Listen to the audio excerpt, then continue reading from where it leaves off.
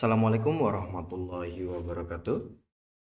Selamat datang di video pembahasan tentang analisis data. Pada video ini, kita akan membahas mengenai analisis data pada acara pengukuran.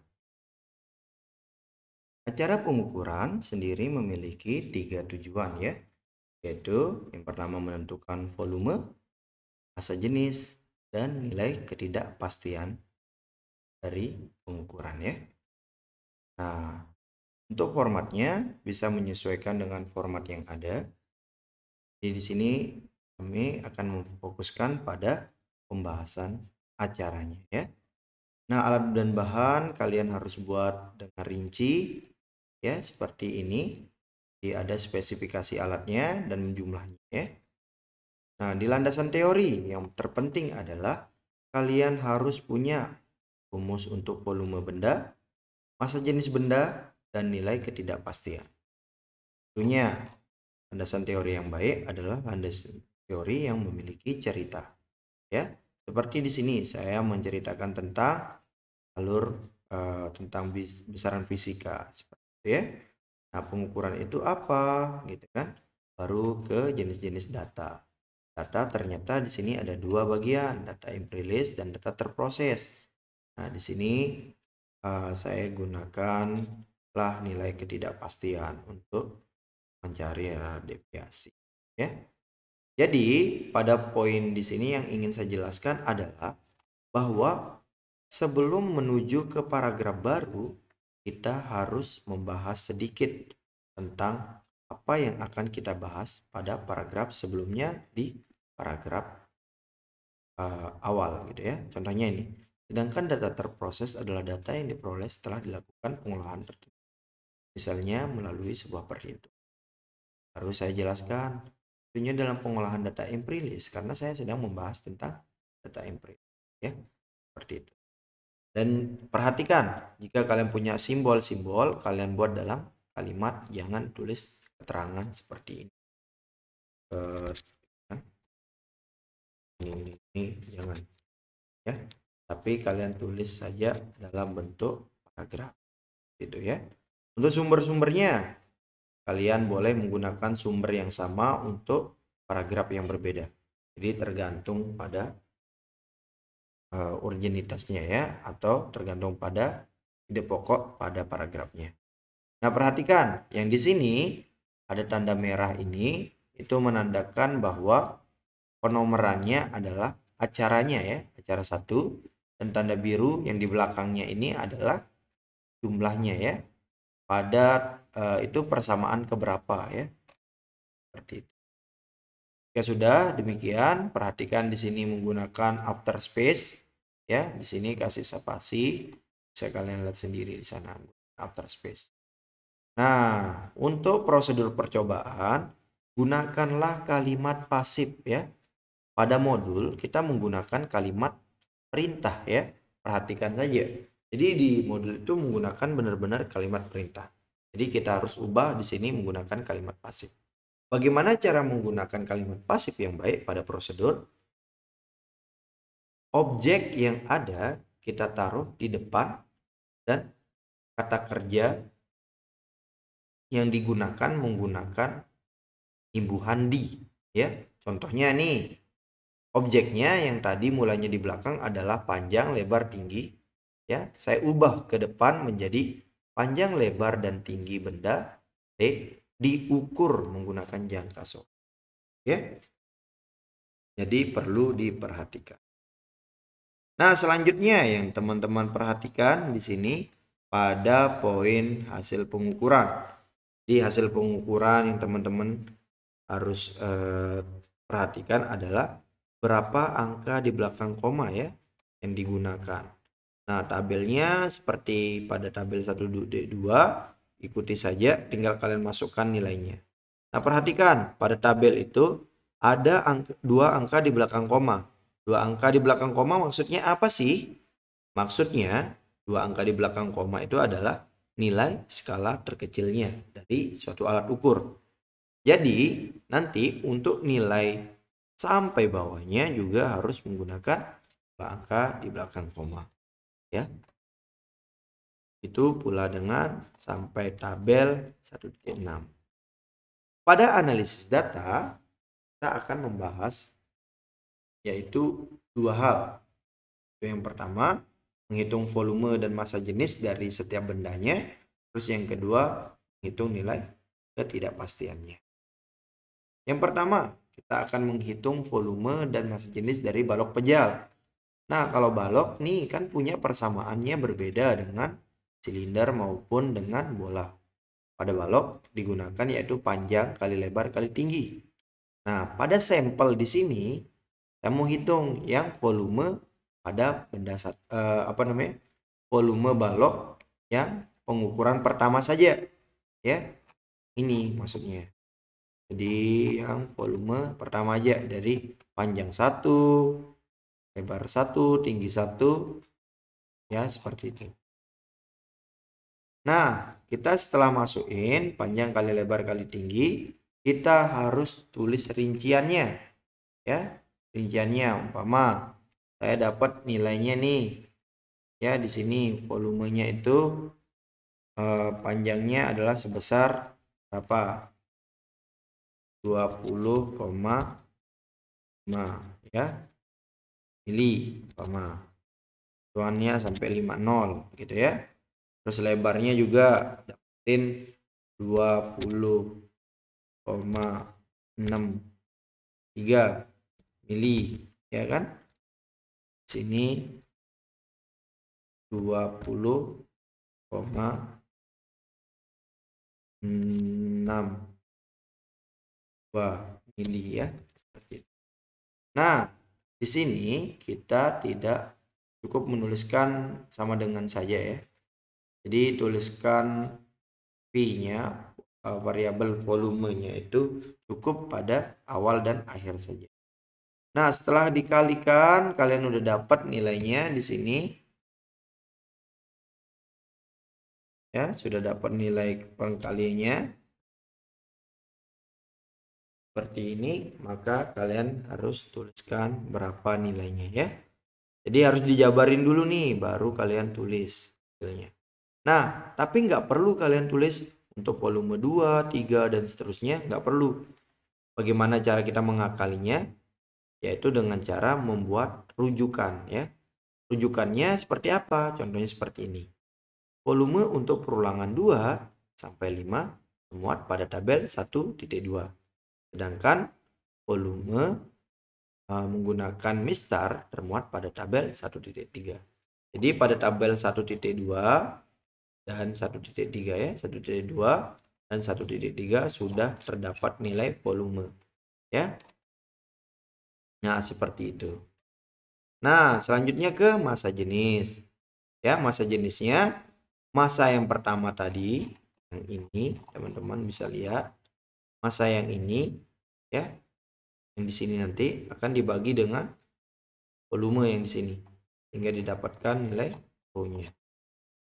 Nah, setelah itu, setelah kalian mendapatkan nilai ρ-nya, kalian jabarin massanya berapa, volumenya berapa, dan ingat massanya harus ditulis satuannya.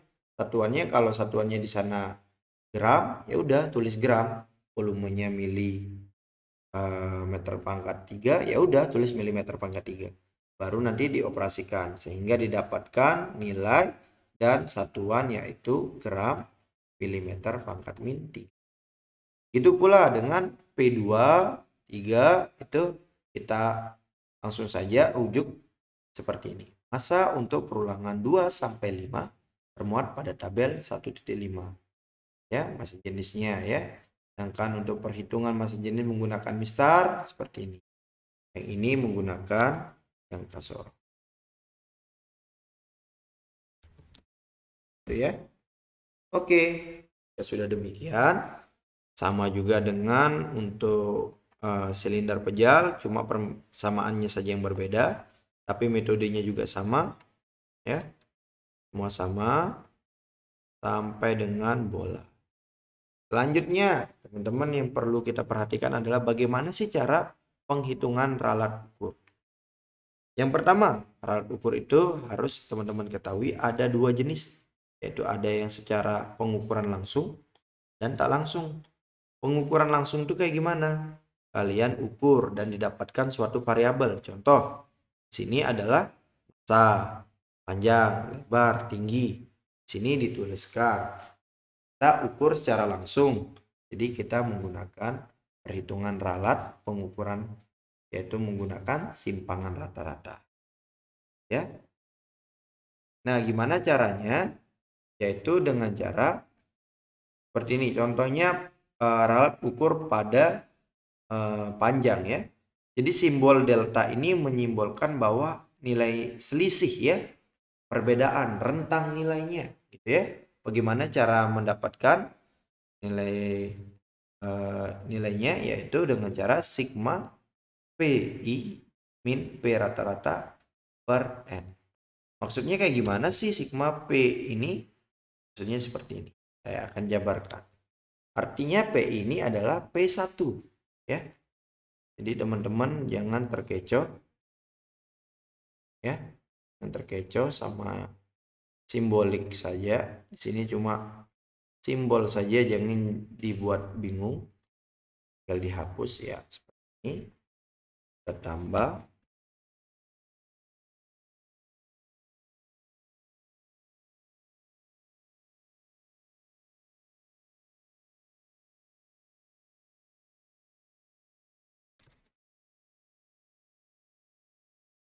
ya seperti ini. I yang di sini artinya 1. Sini berarti 2. Sini berarti 3. Ini berarti 4. Nah, ya. Berarti di sini sampai dengan 5. Ya. Menggunakan P rata-rata. Di sini N-nya menggunakan A, ya. Seperti itu. Jadi setelah nulis persamaan, tulis penjabarannya, baru tulis nilai yang ada ya, sehingga didapatkan nilai yaitu sebesar milimeter. Nah, delta P yang ini nanti akan digunakan ya, digunakan pada ralat ya. Nah, selanjutnya kita bahas tentang bagaimana sih kalau pengukuran tak langsung ya. Jadi nanti kan untuk poin A ini udah kita bahas. Jadi tinggal kita rujuk aja simpangan rata-rata panjang, lebar, tinggi, dan balok termuat pada tabel 1.2 sampai 1.3. Dan simpangan rata-rata benda silinder yaitu pada tabel 1.4, bola pejal termuat pada 1.5 sampai 1.6. Nah, sudah demikian. Teman-teman perlu perhatikan di sini poin B itu menghitung rambat ralat, yaitu pengukuran tak langsung. Bagaimana caranya? Kita perhatikan. Di sini terdapat nilai yaitu delta P sama dengan akar LT delta P kuadrat plus PT kali delta L kuadrat. Bagaimana cara mendapatkan? Kita lihat pada poin lampiran. Nah, seperti ini. Jadi kita akan menurunkan nilai V terhadap nilai variabel masing-masing. Kan V kita ketahui adalah nilainya adalah untuk balok itu adalah V sama dengan panjang ya kan dikali lebar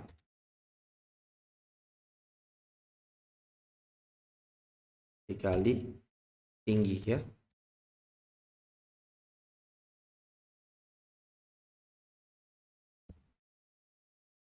Ini ya, yang kali lebar kali tinggi. Berarti dia memiliki 3 variabel ya. Nah, kita akan menurunkan V ini terhadap variabel P, terhadap variabel L, dan variabel T. Seperti yang ditunjukkan pada persamaan ini ya.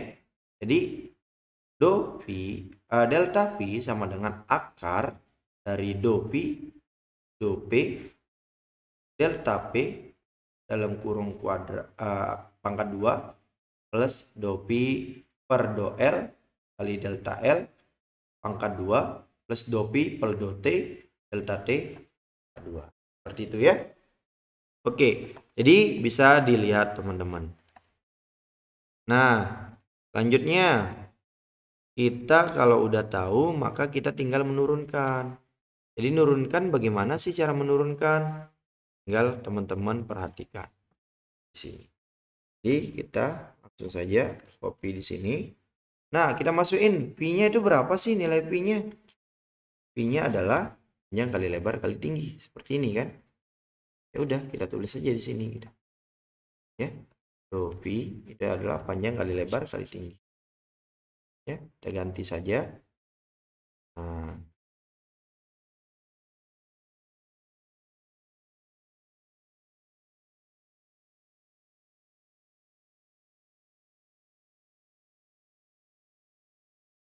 seperti ini. Nah, namun perlu teman-teman ketahui cara menurunkan suatu variabel itu adalah dengan cara apabila nih kita punya nilai yaitu n, ya kita tulis apabila kita punya nilai yaitu n x pangkat m seperti ini, ya dia punya xn pangkat m. Oke, equation aja biar enak dilihat, ya pangkat m seperti ini. Maka kalau kita mau turunkan, jika diturunkan dengan variabel x, ya x-nya. Jadi kalau kita turunin nih nilai yang ini n x pangkat m ini terhadap ini, kita simbolkan seperti ini, ya.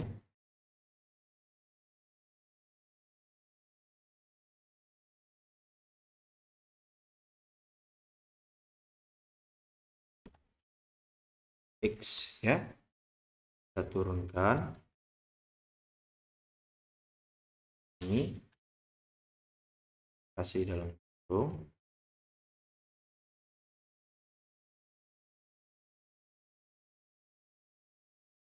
ya D ini dibagi dengan dx seperti ini, ya. Ya, maka nilainya adalah berapa? Equation n dikali dengan m, ya. Berarti nilai yang atas ini, pangkat yang atas akan dikali dengan nilai yang di depan x, ya. Konstanta yang di depan x, ya. X pangkat m, ya, min 1, ya, seperti itu. Bila kita aplikasikan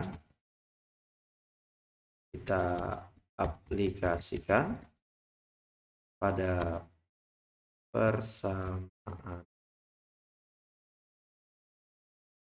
pi balok, kita dapatkan menjadi seperti ini. Kalau kita turunkan P-nya, ya kan? Kita turunkan P-nya, artinya apa? Kan kita turunkan P terhadap P, ya. Artinya P pangkat 1 itu artinya 1 dikali 1, ya kan?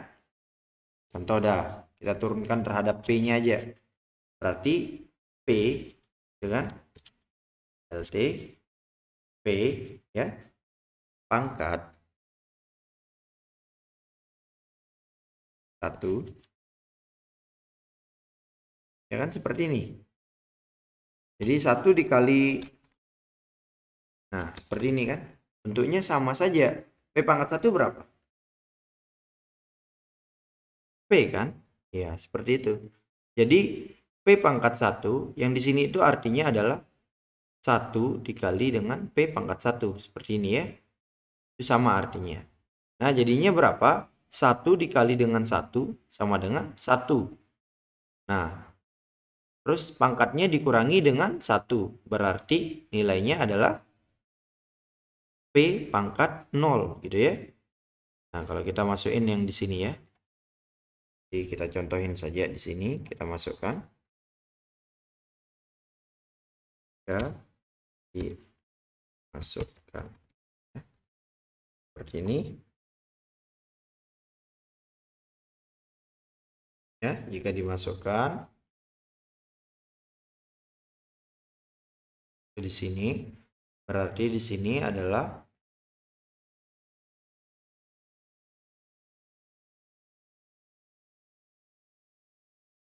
1 kali P pangkat 1 ya.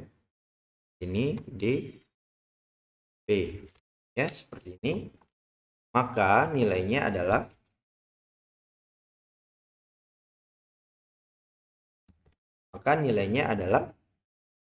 sebesar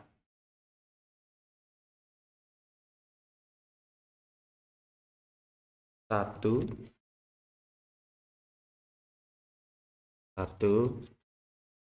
dikali 1 ya kan, pangkatnya dikali dengan yang di depan P ya, dikali dengan nilai P-nya, tapi P-nya P-nya dikurangi dengan 1 ya.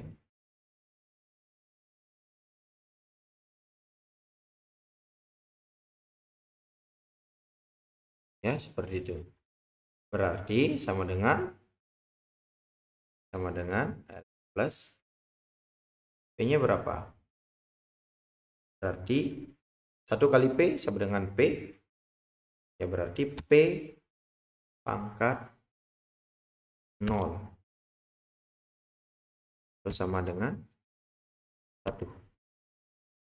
Gitu. Sehingga di sini didapatkanlah persamaan yaitu LT delta P kuadrat. Karena apa? P diturunkan terhadap P itu artinya 1, sisanya apa? L sama T aja.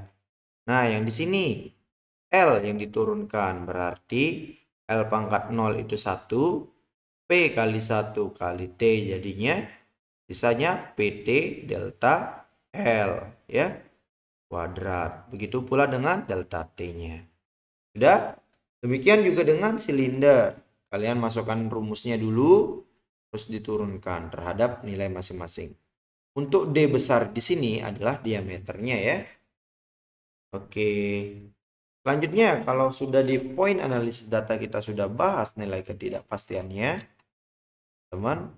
Nah, nanti di hasil akhir baru teman-teman tulis di sini nilai-nilainya. Tadi kan di sini masih satuannya dalam bentuk gram per milimeter pangkat min 3. Jadi di sini saya akan ubah menjadi kilogram per meter pangkat 3. Seperti ini ya. Harus ubah nilainya. Nah, nilai yang di sini yang setelah diubah di akhir akan dimasukkan pada nilai P-nya. Ya, jadi perlu dilihat nanti delta P-nya berapa plus minus dari nilai delta P-nya ya. P-nya. Begitu juga dengan rho. Rho-nya berapa plus minus delta rho-nya. Nah, nilai yang di belakang koma ini harus sama. Karena hal tersebut menjelaskan bahwa rentang kesalahan pengukurannya yaitu sebesar 0,001 gitu ya, atau 3 angka di belakang koma. Nah, nanti ingat di sini kalian harus tulis keterangannya ya, jangan sampai dilupakan keterangannya. Baik, mungkin itu saja untuk analisis datanya. Selanjutnya untuk sedikit tentang pembahasan. Pembahasan teman-teman yang harus teman perhatikan adalah yang pertama tujuan singkatnya, metodenya, nilai yang didapatkan, terus bandingkan nilai tersebut dan bahas faktor-faktor yang mempengaruhi. Ya. Nah, setelah itu intinya adalah kalian harus bahas nih tentang tabel 1.5 di sini, ya. Lihat, tabel 1.5 apa saja yang bisa dibahas? Pertama, nilai volumenya pada benda yang digunakan bagaimana? Ya, bagaimana nilai volumenya? Yang kedua, apa hubungan volume dengan massa jenis? Ya, bagaimanakah nilainya gitu? Apakah ada kesalahan dalam menghitung atau bagaimana? Jadi jelaskan saja mengenai tabel 1.5 ya. Nah, contohnya hati-hati teman-teman, jangan sampai bahas teori, prosedur ya. Bahas teori itu kayak gimana? Kalian tulis teorinya aja gitu tanpa ada menulis nilai ya. Jadi yang baik itu adalah kita tulis nilai atau rujukan tabel baru ke teorinya. Seperti itu. Nah, tapi bahas nilai yang didapat dan bandingkan dengan teori. Artinya apakah nilai massa jenisnya berbeda, volumenya beda, nilai harusnya seperti apa, analisisnya seperti apa, bahas perbandingan alat ukur, mengapa nilai massa jenis setiap benda berbeda, apa hubungan massa jenisnya ya. Jadi kalian harus bahas semuanya. Contohnya ini, praktikum pengukuran memiliki tujuan yaitu menentukan volume massa jenis dari alat ukur beberapa benda. Ini adalah contoh tujuan singkat, jadi nggak boleh kita tulis tujuannya semuanya, gitu ya. Nah, selanjutnya untuk mencapai tujuan tersebut maka dilakukan pengukuran panjang lebar tinggi. Sudah seperti. Nah, di akhir di kalimat kesimpulan harus menjawab tujuannya. Jadi tujuannya ada 3, jadi jawab ada 3. Nah, di saran teman-teman jangan sampai kalian curhat atau baper. Contohnya disarankan untuk menggunakan AC, kan? Jangan. Atau disarankan untuk praktikan lebih membaca acaranya, begitu. Jangan. Jadi saran itu hanya digunakan untuk perbaikan praktikum selanjutnya. Artinya apa? Kalian menyarankan seputar tentang praktikum yang digunakan. Nah, catatan di sini teman-teman, banyak yang salah. Kita nggak boleh pakai kata di mana. Ini ya, saya bold, warna merah saya kasih. Itu nggak boleh hukumnya kita pakai kata di mana. Ya. Nah, kata sedangkan sehingga tidak boleh di awal karena merupakan kata hubung ya. Nah, beberapa kata hubung juga harus dihindari teman-teman. Nah, seperti juga kata depan yang perlu dihindari di sini adalah di, pada. Ya.